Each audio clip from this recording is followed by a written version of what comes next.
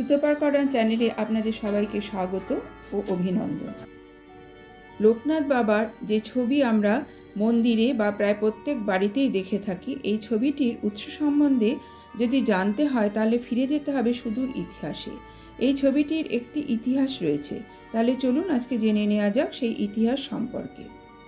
1730 সালের 31শে আগস্ট জন্মাষ্টমী তিথিতে কচুয়া গ্রামের এক দরিদ্র ব্রাহ্মণ পরিবারে জন্ম নেন মহাযোগী পুরুষ। তার নাম লোকনাথ ঘোষাল। কিন্তু একদল ভক্তের বিশ্বাস তিনি উত্তর 24 পরগনা জেলার চাকলা গ্রামে জন্মগ্রহণ করেছেন। বর্তমানে এটি চাকলা ধাম নামে খ্যাত। এই জন্মস্থান নিয়ে অনেক বিতর্ক রয়েছে, যদিও আজকে আমি সেই বিতর্কে যাব না। আজকে বাবা লোকনাথের ছবির উৎস নিয়ে আলোচনা করব। লোকনাথ ব্রহ্মচারী এক অনন্ত রহস্যময় ব্যক্তিত্ব। কঠোর তপস্যার মধ্যে দিয়ে তিনি সিদ্ধি লাভ করেন। বিভিন্ন কঠিন জায়গায় গুরুর আদেশে তপস্যা করে তিনি লাভ করেন ব্রহ্মজ্ঞান। তার মতো ব্রহ্মজ্ঞানী ও অনন্ত রহস্যময় ব্যক্তিত্ব আধ্যাত্মিক জগতে খুব কমই এসেছেন। তিনি স্বয়ং শিবরূপী। লোকনাথ বাবা সদা সর্বদা বলতেন, রণে বনে জলে জঙ্গলে যেখানে বিপদে পড়িবে আমাকে স্মরণ করিবে, আমি রক্ষা করিব। এ কথা আমরা প্রায় সকলেই জানি। ভক্তের হৃদয়ে মূর্ত হয়ে রয়েছে তাঁর চেনা ছবি, তবে অনেকেই আমরা জানি না সেই ছবি কোথা থেকে এলো। এর পেছনেও রয়েছে এক অলৌকিক গল্প। শুনুন তাহলে। তৎকালীন ভাওয়ালের রাজা বাবা লোকনাথের একটি ছবি তুলেছিলেন। সেই ছবিটির আদলের ফটোগ্রাফ ও মূর্তি এখন পরিচিত। ঢাকার বিখ্যাত নাগ পরিবার, সেই পরিবারের প্রেমরঞ্জন নাগের স্ত্রী রেণুকা নাগ প্রায় 130 বছর আগে সেই ছবি থেকে একটি পেন্টিং তৈরির কথা ভাবেন। রেণুকা দেবী প্রথমে দেখেন ভাওয়ালের রাজার তোলা ছবিটি। দুর্গেশ বন্দ্যোপাধ্যায় নামের এক দরিদ্র প্রতিভাবান শিল্পী ছিলেন। রেণুকা দেবী বাবা লোকনাথের ছবিটি আঁকার বরাত দেন তাকে। এই ছবির কাজ শুরু হলে ঘটতে থাকে একের পর এক অলৌকিক ঘটনা। একটি A4 সাইজের পেপারে প্রতিকৃতি আঁকতে শুরু করেন দুর্গেশবাবু। দুর্গেশবাবু জানিয়েছিলেন ছবি আঁকার কাজ খানিকটা দূর এগোনোর পরেই তিনি অনুভব করেন তিনি যেন বিদ্যুৎপৃষ্ট হচ্ছেন। তারপর কি হয়েছিল সেটা তিনি আর মনে করতে পারেননি। ছবিটি আঁকার সময় শিল্পী অনুভব করেন তিনি যেন কোনো একটি ঘোরের মধ্যে চলে গেছেন।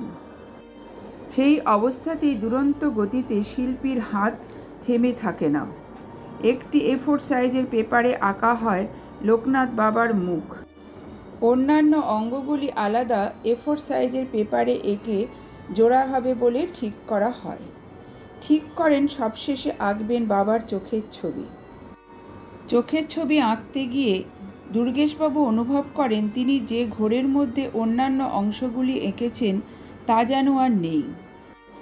এরপর তিনি নিজের মতো করে চোখের প্রতিকৃতি তৈরি করেন। লোকনাথ বাবার বিভূতি প্রত্যক্ষ করেছেন এমন এক ব্যক্তি পর্যবেক্ষণ করে জানান যে চোখ জোড়া যেন ঠিক লোকনাথের নয়। এরপর বহুবার দুর্গেশবাবু বাবার চোখ অঙ্কন করে দেখাতে নিয়ে যান সেই ব্যক্তিকে, তবে প্রত্যেকবারই সেই প্রবীণ ব্যক্তি সেই ছবি প্রত্যাখ্যান করেন। প্রায় 1.5 বছর পরের ঘটনা।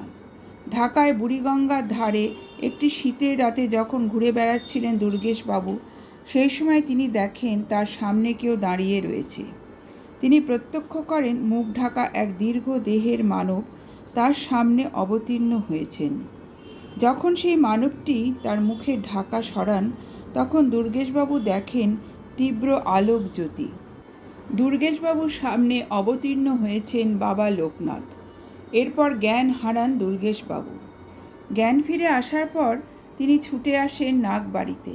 সঙ্গে সঙ্গে তিনি সেই আলোকজ্যোতি সম্পন্ন মানবের চোখ অঙ্কন করে ফেলেন। সেই লোকনাথ দ্রষ্টাকে দেখাতে গেলে তিনি চমকে ওঠেন। সেই ছবিতে বাবা লোকনাথের একটি চোখের মণি ছিল ঊর্ধ্বগামী ও অন্যটি নিম্নগামী। এই ঊর্ধ্বগামী চোখটি মহাবিশ্ব ও নিম্নগামী চোখটি অন্তস্থ জগতের প্রতীক। মহাযোগী লোকনাথ অতিলৌকিক দর্শন দ্বারা শিল্পী দুর্গেশবাবুকে সেই ইঙ্গিতই দিয়েছিলেন যার আজও কোনো সমাধান হয়নি। কিংবদন্তি মহাপুরুষ ইংরেজি ৩রা জুন 1890 সালে বুধবার তিনি তার গোয়ালিনী মায়ের হাতে পায়েস খেয়ে আশ্রমের বারান্দায় সজ্ঞানে সমাধিস্থ হন। জাতপাতের বিচার না মানা এই মহাপুরুষ ভক্তগণের মনের মণিকোঠায় উজ্জ্বল নক্ষত্রের মতো বিরাজ করছেন। তিনি ছিলেন স্বয়ং শিব। অসংখ্য মানুষের নানা অভীষ্ট তিনি পূরণ করেছেন বলে কথিত আছে। ব্রাহ্মণ, অব্রাহ্মণ, হিন্দু, মুসলমানের তত্ত্বকে পাশ কাটিয়ে এক সহজ সরল ভক্তি চর্চা লোকনাথ বাবাকে জনপ্রিয় করে তুলেছিল। তার ক্ষমতা গণনা না করাই উত্তম, কারণ তার ক্ষমতা অসীম। আজকের ভিডিও এই পর্যন্তই। যদি ভিডিওটি ভালো লেগে থাকে তাহলে চ্যানেলটি সাবস্ক্রাইব করে পাশে থাকবেন। পরবর্তীকালে অন্য কোনো ভিডিও নিয়ে আবার আপনাদের সামনে হাজির হয়ে যাব। আজকের মতো এই পর্যন্তই। জয় বাবা লোকনাথ।